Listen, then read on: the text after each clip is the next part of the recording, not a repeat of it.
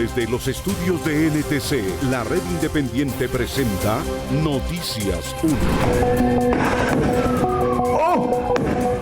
Aquí está. Esta es la imagen del día. El momento en que este hombre, un joven musulmán, decide quitarle el arma a uno de los islamistas que atacó con fusiles la celebración de la fiesta de las luces de los israelíes en Sydney, Australia, en la que hoy murieron el rabino principal del país, una niña de 12 años y otros 11 judíos que se habían unido a la celebración. La policía australiana acaba de informar que los dos terroristas eran padre e hijo e hizo el balance que habla de otras 29 víctimas del tiroteo que son atendidas en los hospitales. De esta historia hablaremos hoy. Esta noche en Noticias 1, tragedia en temporada de Navidad. 17 estudiantes que viajaban para celebrar su grado murieron en el accidente del bus que los llevaba de Bello a Segovia, Antioquia. Uno de los hijos de José Félix Laforí y María Fernanda Cabal consiguió subsidios agrarios del Estado presentándose como pequeño productor. José Antonio Cast ganó las elecciones presidenciales en Chile y Cristian Portilla las atípicas de alcalde en Bucaramanga. Negociador del gobierno con los paramilitares del Clan del Golfo, explica las condiciones en las que sus integrantes se concentrarán en Urabá y Chocó para negociar su desarme. Y en Top Secret, la sentencia que condena a Jorge Enrique Ibáñez, el primer magistrado del país, a retractarse de las mentiras que dijo de la madre del hijo que se negó a reconocer. Por la prensa libre y el derecho que todos ustedes tienen a la verdad, Yo Soy la Red Independiente presenta Noticias 1 con María Fernanda Navia y Gerson Caucha. Buenas noches, bienvenidos. Tragedia en Navidad. Por lo menos 16 de los partícipes en un paseo de grado de Bello a Segovia, Antioquia, murieron cuando el bus en que viajaban se salió de la carretera y cayó por un abismo ya en el nordeste antioqueño. Preliminarmente se investiga la hipótesis de que un microsueño del conductor le habría hecho perder el control. En la madrugada de este domingo, un bus de servicio especial que transportaba egresados del Liceo Antioqueño de Bello sufrió un accidente en la vía que comunica a Segovia con Remedios en el nordeste del departamento, que deja hasta el momento 17 personas muertas y decenas de heridos que han sido trasladados a centros asistenciales. Al momento son 16 personas, se habla no oficial porque hay personas desaparecidas, pero de momento estamos hablando de 16 personas fallecidas. Nos encontramos a la espera de la confirmación oficial sobre el número de personas fallecidas y heridas. Sobre las 5:30 de la mañana, el vehículo que transportaba a los recién graduados se salió de la carretera y cayó por un abismo en el sector conocido como El Chispero. En el bus viajaban 45 personas, en su mayoría jóvenes que regresaban de una excursión tras la celebración de su título académico en una actividad organizada por ellos mismos. Aclarar que esta excursión fue organizada directamente por los viajeros y no corresponde a una actividad institucional del Liceo Antioqueño ni de la Secretaría de Educación. Las primeras hipótesis que se manejan de este accidente es un posible microsueño del conductor. Sin embargo, las causas aún son materia de investigación por parte de las autoridades de tránsito. Las autoridades competentes adelantan las investigaciones para establecer las causas del siniestro y confirmar el número de víctimas fatales y personas lesionadas. Según la Secretaría de Salud del departamento, 17 personas lesionadas fueron atendidas en el Hospital de Remedios y 3 en el municipio de Segovia. Personal de la administración municipal ya se está desplazando al sector, así como equipos psicosociales de nuestro sistema de salud mental, con el fin de brindar acompañamiento emocional y apoyo integral a las familias afectadas en este difícil momento. Por su parte, la Gobernación de Antioquia y la Alcaldía de Bello anunciaron un acompañamiento psicosocial a las familias afectadas, mientras se espera el balance definitivo de esta tragedia vial. Y en otras noticias, los dos asesinos de la masacre de Hanukkah en Sydney que vimos en la imagen del día son padre e hijo. El padre está en custodia de la policía y el hijo, que fue desarmado por un transeúnte, también musulmán, fue después herido y se encuentra en condición crítica en un hospital. La masacre hasta el momento cobra 13 vidas, entre ellas la de un rabino y una niña de 12 años. A las 4 de la tarde en Sydney, Australia, más de 200 familias judías se concentraban en la playa Bondi Beach celebrando Hanukkah, o la fiesta de las luces, para conmemorar la reedificación del segundo templo de Jerusalén y la rebelión de los macabeos. A las 6:30 de la tarde, Se oyeron disparos. Los asistentes a la celebración intentaban escapar del sector turístico con sus niños. Desde otro ángulo, transeúntes grabaron con sus teléfonos celulares a estos dos hombres vestidos de negro disparándoles a las familias judías. Este ciudadano, en vez de escapar de la balacera, intentó detener al asesino que inició el ataque. El terrorista, identificado como Navid Akram, de 24 años, musulmán de origen pakistaní y sin antecedentes judiciales, se alejó lentamente del ciudadano, quien decidió no dispararle, y caminó hasta regresar a este puente donde su compañero lo esperaba con más armas. El ciudadano que intentó detener el ataque quedó en la mira del segundo terrorista que le disparó, causándole 2 heridas. Un ataque contra los judíos australianos es un ataque contra todos los australianos.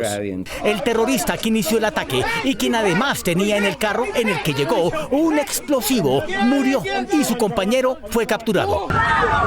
Según las autoridades, el ataque deja hasta el momento 16 personas muertas, entre ellas una niña de 12 años y un rabino. Otras 29 personas se recuperan de las heridas. El primer ministro de Israel, Benjamin Netanyahu, informó que había advertido que en Australia se estaba gestando un ambiente antisemita. El gobierno autónomo palestino rechazó el ataque. Cristian Fernando Portilla, que fue secretario privado del alcalde Jaime Andrés Beltrán, que se hizo conocido como el Bukele de Bucaramanga y fue destituido por doble militancia de esa alcaldía, será quien lo sustituya en el poder con motivo de su triunfo electoral en las elecciones atípicas que hoy tuvieron lugar en esa ciudad. Con el 100% de las mesas escrutadas, la registraduría informó que en las elecciones atípicas de Bucaramanga que se llevaron a cabo hoy, el nuevo alcalde es Cristian Fernando Portilla. Es muy destacado decir que ya son 19 las elecciones que hemos llevado a cabo hasta el día de hoy. Portilla, quien obtuvo 63.717 votos, es reconocido por ser el candidato que impulsó el exalcalde Jaime Andrés Beltrán, anulado por el Consejo de Estado por doble militancia en agosto pasado.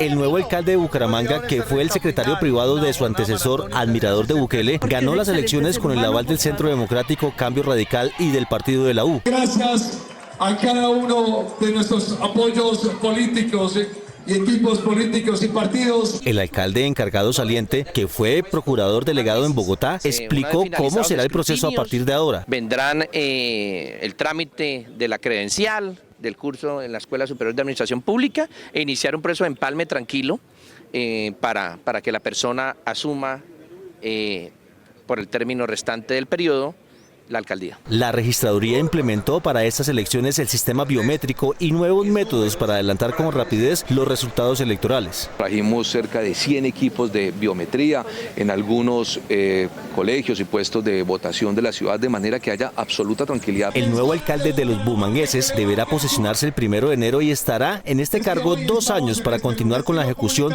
de su antiguo jefe. Juan José Laforí Cabal, hijo de la precandidata María Fernanda Cabal, y el presidente de FEDEGAN, José Félix Laforí, se presentó como un pequeño productor agropecuario para hacerse a un préstamo y un subsidio agropecuario, según denunció Daniel Coronel en su columna. El 25 de octubre pasado, la senadora María Fernanda Cabal publicó en X: no creo en los subsidios ni en los regalos del Estado, creo en la dignidad que nace del trabajo. Dicha manifestación contrasta con los hechos que reveló el periodista Daniel Coronel, según los cuales un hijo de la precandidata presidencial ha sido acreedor de créditos y subsidios que otorga el Estado. El viernes 22 de abril de 2024, Juan José Laforí Cabal acudió a una oficina de Serfinanza en el Cesar, departamento en el que su familia paterna ha sido propietaria de grandes extensiones de tierra. Allí se presentó como un pequeño productor. Juan José Laforí Cabal, según denuncia Coronel, presentó una certificación de ingresos que se ajustó de manera precisa para acceder a subsidios. Se asegura que tiene activos por 129.139.311 pesos y que sus ingresos anuales son de 95.996.800.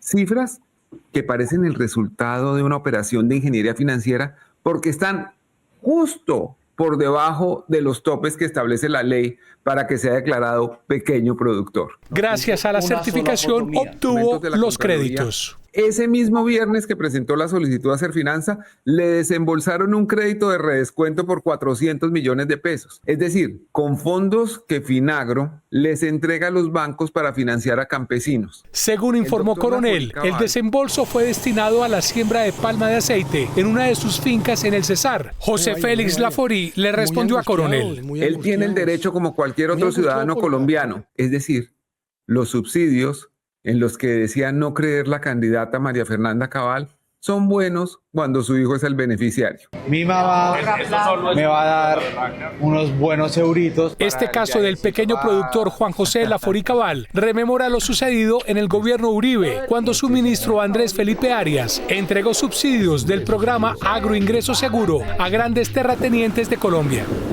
Néstor Humberto Martínez, que renunció a la Fiscalía General luego de que este noticiero denunciara su papel en el caso Odebrecht, estuvo el jueves pasado en el Capitolio para denunciar como falsas las descripciones que el presidente Petro ha hecho de su papel en el escándalo. El abogado del presidente dijo que no hay nada para rectificar. Doctor Néstor Humberto, ¿cómo está, doctor? ¿Cómo está? ¿Cómo le va? ¿Qué viene a hacer aquí al Congreso? Trabajar. Cuénteme, ¿va para alguna oficina en especial? Vengo aquí a una diligencia. ¿A la comisión de acusaciones? Sí, señor. La repentina aparición del ex fiscal Néstor Humberto Martínez en el edificio nuevo del Congreso de la República tenía un motivo específico. Y ese lo entramado lo hizo un personaje muy oscuro, terriblemente oscuro, que se llama Néstor Humberto Martínez. Las declaraciones que dio el presidente Gustavo Petro en la entrevista que le hizo el periodista Daniel Coronel en octubre pasado, refiriéndose al ex fiscal Néstor Humberto Martínez, lo motivaron a denunciarlo. Esas diligencias son reservadas y me han citado a ratificar un denuncio penal que presenté. ¿Contra el presidente? No puedo hablar más porque me dicen que todo reservado. En la comisión de acusaciones, Néstor Humberto Martínez amplió las motivaciones de su denuncia. Porque no solamente se fue a defender a Odebrecht y los corruptos, ya sabemos que era el abogado de ellos.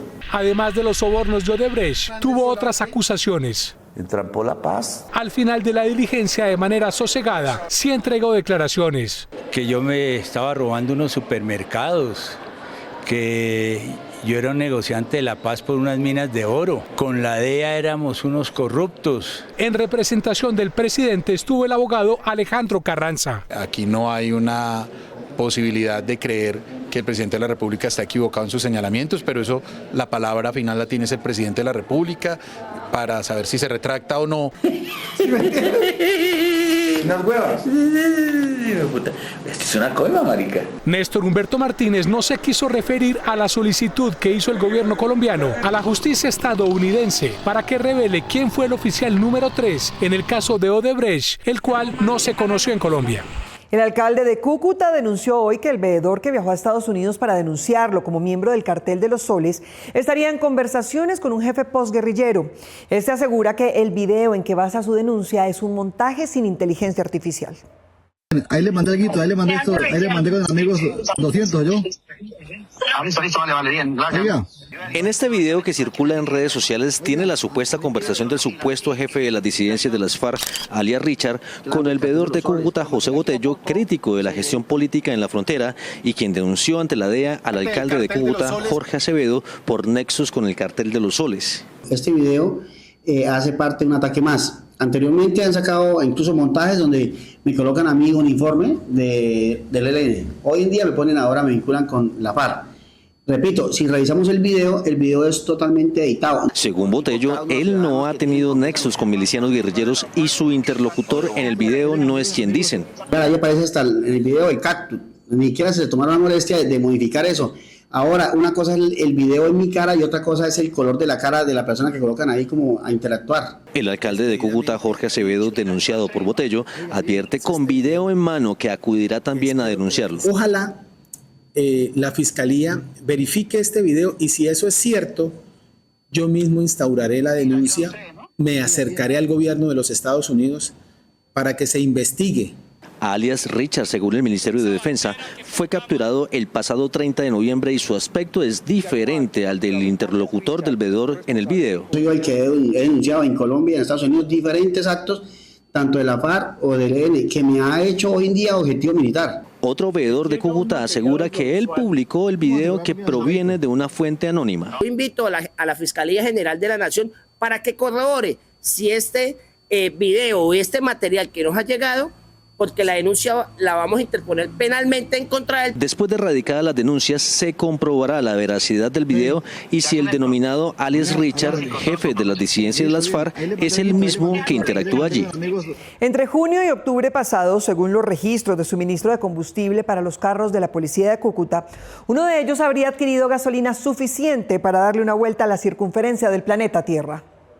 Este Renault Logan, perteneciente al servicio médico domiciliario de la policía de Cúcuta, tiene un tanque al que le caben 12 galones de gasolina y su rendimiento, según el manual, es de cerca de 60 kilómetros por galón, es decir, que debe recorrer 720 kilómetros para agotar su tanque. Pero según los registros de la policía de Cúcuta, entre junio y octubre de 2025, tanqueó por lo menos 765 galones, lo suficiente para recorrer 45.900 kilómetros, es decir, pudo recorrer toda la circunferencia de la Tierra. Con estos dos vehículos es que logramos nosotros hacer el cotejo de lo que está sucediendo y del incremento de combustible. Cuando los vehículos agotan el cupo de combustible autorizado, a través de un chip maestro, se les apoya con gasolina adicional. Estos vehículos tienen capacidad de tanquear hasta 12 galones, pero según la denuncia que reposa en la Fiscalía, con base en el aplicativo Rumbo de Terpel, en el que se registran los movimientos de combustible, con el chip maestro se le habrían suministrado en un mismo día más de 31 galones a un solo carro. En el aplicativo de Terpel aparece a las 10:36 de la mañana una tanqueada de 20 galones de gasolina. 4 horas después aparece otro suministro de 5 galones más y 4 horas más tarde 7 galones adicionales. Bajo un chip maestro que estaba asignado a Sanidad Policial, se suministraron más de 1.000 galones de combustible. De acuerdo con el denunciante, estos casos son frecuentes en otras unidades de la policía en Cúcuta. Por ejemplo, con el chip identificado con este código fueron despachados 196 galones de diésel el mismo día, entre las 4:28 de la tarde y las 6:13 de la tarde. El denunciante le pidió a la Fiscalía recibir su testimonio y que se mantenga su identidad en reserva mientras se adelanta la investigación. Por su parte, la policía, en este comunicado, rechazó los posibles actos de corrupción. La institución inició de manera inmediata una investigación disciplinaria con el fin de esclarecer presuntas irregularidades relacionadas con un contrato de suministro de combustible. El denunciante señaló que debe haber celeridad en la investigación porque los uniformados implicados estarían buscando la forma irregular de justificar los consumos de combustible. Las difíciles relaciones de Venezuela con Estados Unidos obstaculizan aún más la adquisición por parte de Colombia de la fabricante de fertilizantes Monómeros, que pertenece a ese país pero tiene sede en Colombia. Para que el negocio sea posible, es necesaria una licencia de la Oficina de Control de Activos de OFAC del gobierno Trump. La intención del gobierno de adquirir a la empresa de fertilizantes Monómeros está en suspenso, sin una hoja de ruta definida ni plazos claros. El ministro de Minas y Energía, Edwin Palma, reconoció que el proceso se ha estancado por factores jurídicos y administrativos. El tema de Monómeros es un tema que se estancó, se frenó, porque, es decir, Ecopetrol estaba mirando la posibilidad de evaluar con Hacienda, luego entró Indumil, yo eso siempre lo he explicado sobre la mesa. Y están en ese proceso, pero bueno, todas las circunstancias políticas y jurídicas que ya son de público conocimiento, pues han hecho que el tema se ralentice y no avance pues al ritmo que debería. La eventual adquisición de Monómeros sigue condicionada a la renovación de la licencia OFAC por parte de Estados Unidos, aunque según el ministro, las relaciones comerciales con ese país se mantienen estables. Relaciones con Estados Unidos comerciales al menos siguen funcionando. Hubo un desmonte reciente de aranceles, un reversazo de Estados Unidos frente a aranceles de productos colombianos. La Superintendencia de Sociedades, que hace seguimiento a las finanzas de la compañía colombo-venezolana, reportó que por ahora no existe el riesgo que entre en liquidación. No evidenciamos una situación extrema que nos llegue a pensar que la empresa pueda entrar en liquidación.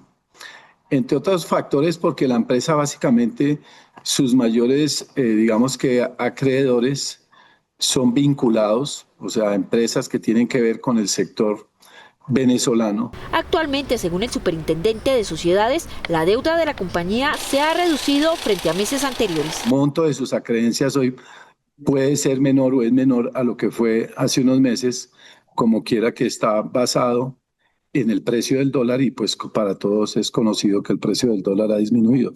A portas de finalizar el año, el balance preliminar sobre la operación de monómeros es una mejora gradual en sus indicadores.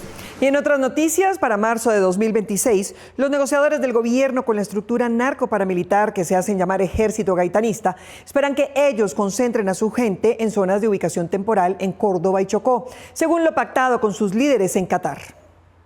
A partir del 1 de marzo de 2026, los combatientes del Ejército Gaitanista de Colombia comenzarán su ubicación gradual y progresiva en las 3 zonas de ubicación temporal en Córdoba y Chocó, que fueron pactadas en los diálogos que tuvieron lugar en Qatar. Debemos hacer los aprestamientos necesarios de orden jurídico, de orden logístico, de orden administrativo, procedimental, que nos permitan garantizar que ese ingreso se dé cumpliendo lo que la ley y las normas institucionales plantean.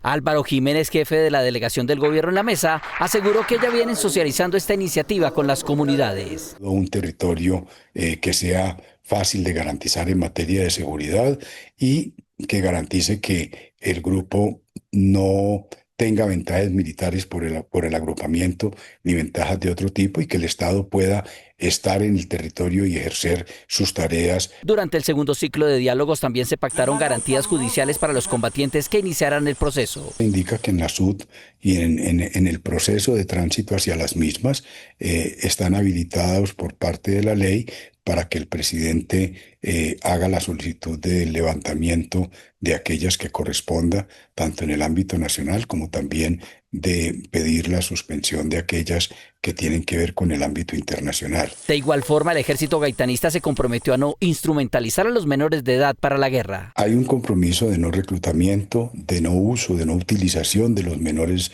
ni de las niñas, ni de los niños adolescentes en materia de actividades de guerra ni aquellas que violenten sus derechos. Es un compromiso claro, concreto, está escrito en el documento. El representante del gobierno anunció que el grupo ilegal se comprometió a buscar la erradicación total de cultivos de uso ilícito en las regiones donde siembran terror, asimismo como desarrollar actividades que propendan por la defensa de los derechos humanos y del derecho internacional humanitario.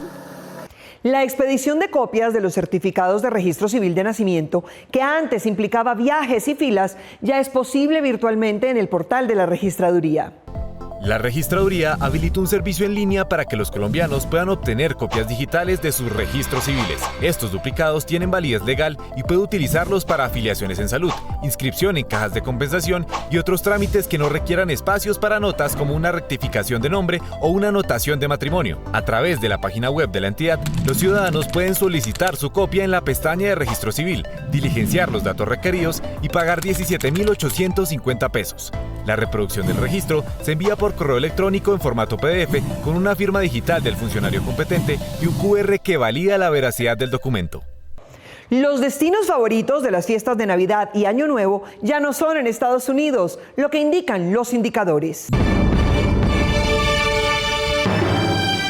La ciberagencia de viajes Kayak publicó la lista de los 10 destinos más buscados en su aplicación para esta Navidad. Miami y Nueva York, que antes eran las primeras, están en el 5º y 8º puesto, porque ahora la lista la lideran Santa Marta, Cartagena y Madrid, España. Esto indica que Donald Trump está impulsando el turismo local y el de Europa. Esto es lo que indican los indicadores. Celebrar en estas fiestas sin guayabo financiero es posible, con procedimientos sencillos que le permitirán saber cuándo sí y cuándo no hacer un gasto. El fin de año suele traer celebraciones y gastos inesperados, pero en esta temporada debe cuidar su bolsillo para empezar el próximo año con menos estrés financiero. Póngale límites a los gastos en Navidad. No se trata de no celebrar, sino de fijar un monto máximo y respetarlo. Cuando usted define un tope, evita compras impulsivas y termina disfrutando más sin remordimientos.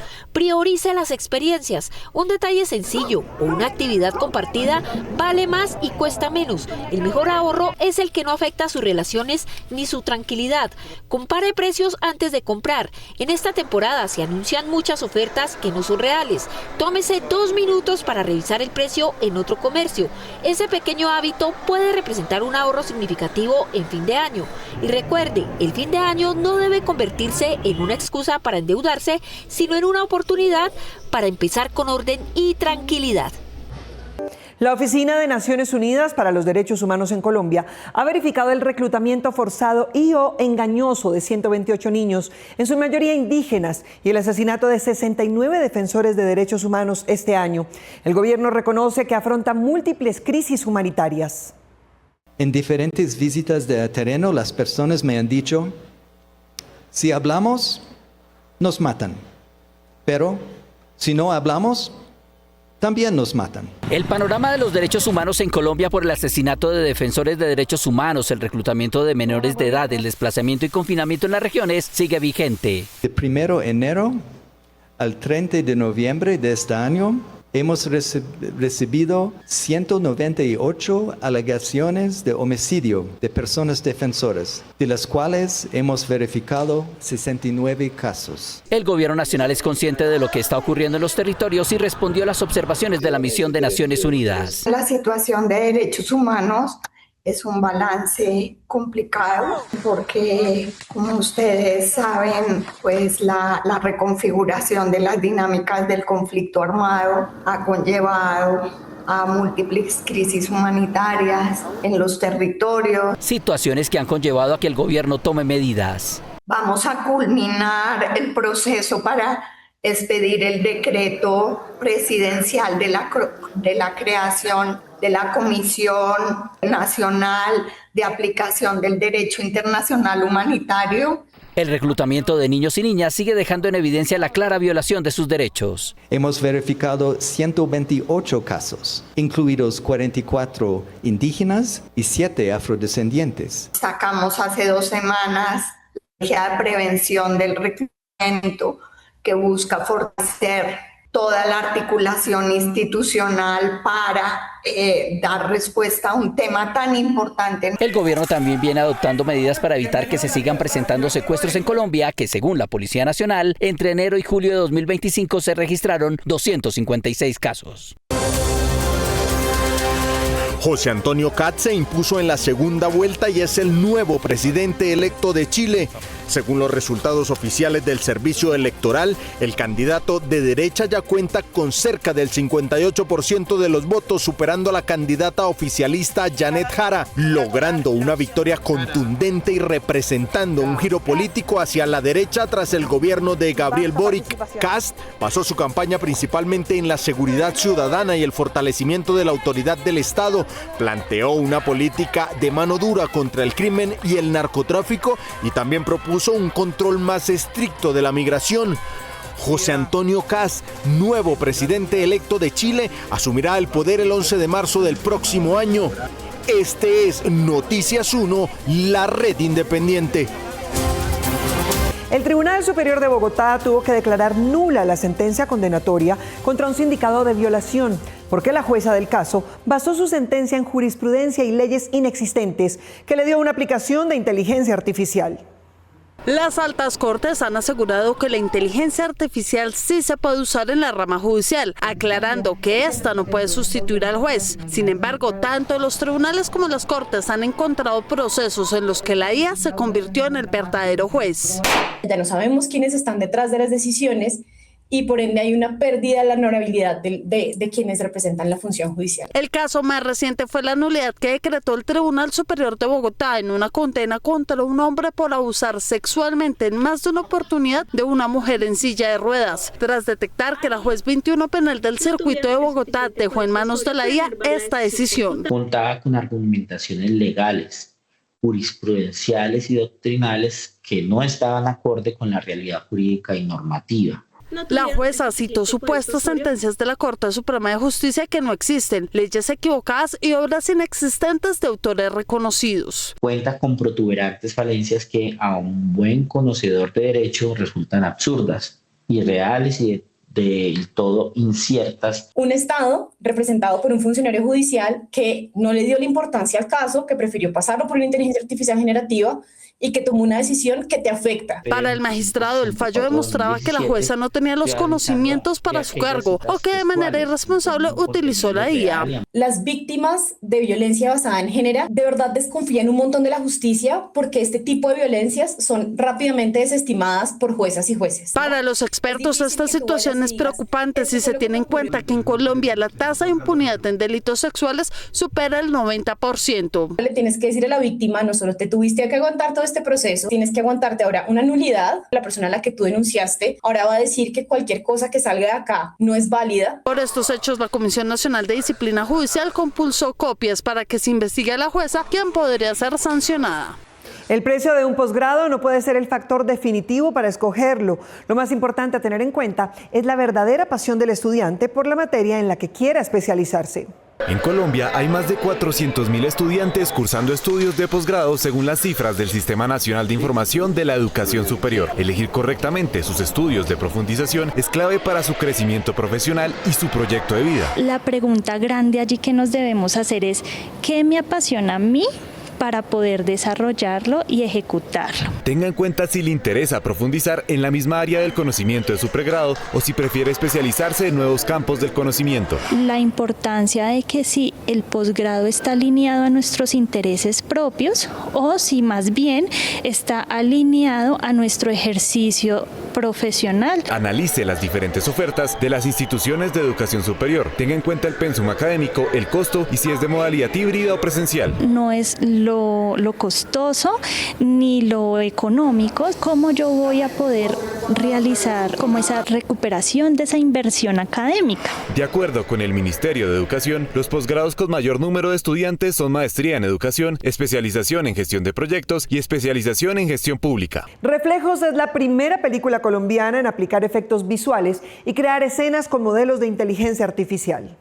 Un grupo de colombianos decidió dejar atrás la forma en la que se generan los efectos especiales en las películas e implementar por primera vez en un filme colombiano la inteligencia artificial. Reflejos se convirtió en la primera película colombiana en aplicar la IA para crear ilustraciones y efectos visuales, reduciendo costos y tiempo de producción. Nosotros tomamos el modelo correcto y lo aterrizamos en tecnología, es decir, tomamos modelos de generadores de imágenes o de video, dependiendo de lo que corresponda a las necesidades de la escena en particular. Por medio de modelos generativos de inteligencia artificial, el estadístico colombiano Gabriel Patrón generó efectos y alucinaciones visuales que para el trabajo humano podrían conllevar días y hasta meses de trabajo manual, pero que la IA con tan solo una imagen o video de referencia genera una secuencia en minutos. Las herramientas que nosotros usamos fueron modelos, en general modelos abiertos, del tipo de Stable Diffusion, utilizamos modelos como el Hunyuan y nosotros mismos entrenamos algunos adaptadores. El papel de la inteligencia artificial en este filme colombiano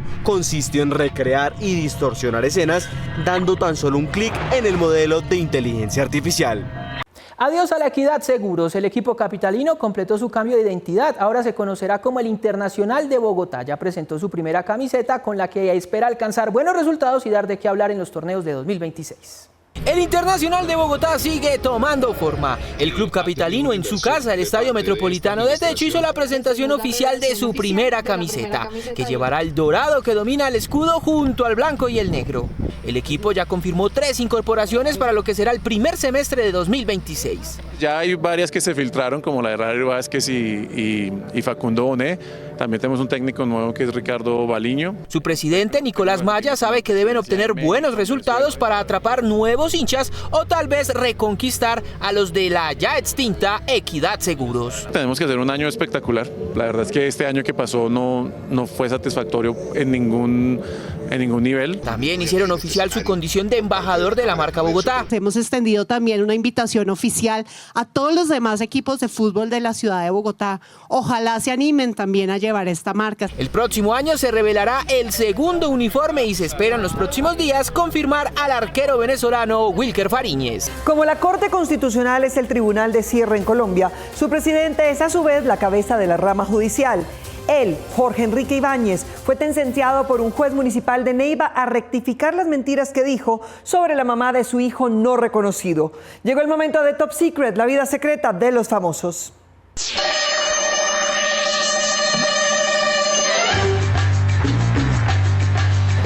la Procuraduría presentó gestiones ante el Consejo de Estado para cobrarle a Alejandro Ordóñez el pago que en 2017 tuvo que hacerle a Piedad Córdoba, luego de que ella demostrara en los estrados judiciales que su decisión de destituirla de su cargo de senadora e inhabilitarla por más de 3 periodos electorales estuvo basada en conjeturas e indicios que no fueron demostrados y que no constituyen medios de prueba a la luz del Código Disciplinario. El Consejo de Estado tardó 7 años en descubrir la ausencia de sustentación en la decisión de la Procuraduría de Ordóñez, anular su decisión y condenar a la nación a pagarle a ella los salarios no percibidos entre el momento de la decisión arbitraria y su anulación, que totalizó en ese momento 1.674 millones. En teoría, inmediatamente la Procuraduría tenía que iniciar su acción de repetición, pero solo hace meses comenzó las gestiones y la semana pasada convocó a una audiencia de conciliación en la que Ordóñez y la Procuraduría no lograron un acuerdo. El favor que le hicieron sus sucesores a Ordóñez al ignorar durante 8 años el cobro que debían hacerle salió caro, porque ahora él debe pagarle a la Procuraduría lo que ésta le pagó a Piedad Córdoba, pero con los intereses del tiempo muerto, es decir, ya más de 2.500 millones de pesos. Respondiendo a una investigación del portal Casa Macondo, el presidente de la Corte Constitucional, Jorge Enrique Ibáñez Najar, en agosto pasado, dio declaraciones públicas insultantes para la mamá del hijo, que solo por sentencia judicial tuvo que reconocer, y mintió sobre la forma en la que había respondido por la formación de él. Terminé ayudándolo en todos sus estudios, que lo terminó haciendo, él es un ingeniero. Pasado jueves, el juzgado 12 penal de Neiva falló una tutela contra el magistrado, exigiéndole a él que le conceda otra entrevista al portal en la que diga la verdad, se retracte de las mentiras que dijo en ella sobre la mamá de su hijo y específicamente desmienta la parte en la que él asegura que ella le dio algo para poder violarlo. Y entonces lo siento mucho que la prueba le ha salido positiva, pero quiere decir que usted es mi papá. Entonces yo necesito que me ayude. Listo, esa es la decisión judicial, yo la respeto. El juzgado, no obstante, no encontró méritos para pedirle que también dijera la verdad sobre las cuotas de manutención de su hijo, quien aseguró que él mismo, con méritos propios, consiguió sus becas de estudio, sin la ayuda del presidente de la Corte Constitucional, como él le dijo a Casa Macondo, y que el magistrado le había ofrecido dinero para que no usara su apellido. El portal dice estar dispuesto a publicar la entrevista, ahora sí veras, con el primer magistrado de la nación. A través de la oficina de prensa de la Corte Constitucional, el magistrado anunció que apelará, es decir, que insiste en que la mamá de su hijo lo violó, pero su hijo también apelará para que su padre no mienta sobre él. Estén pendientes, volveremos con más Confidencial de Ataque en Top Secret. Nos vemos en las redes sociales y el próximo sábado aquí en Noticias 1 con las mejores noticias del fin de semana. A ustedes, gracias por elegir la independencia.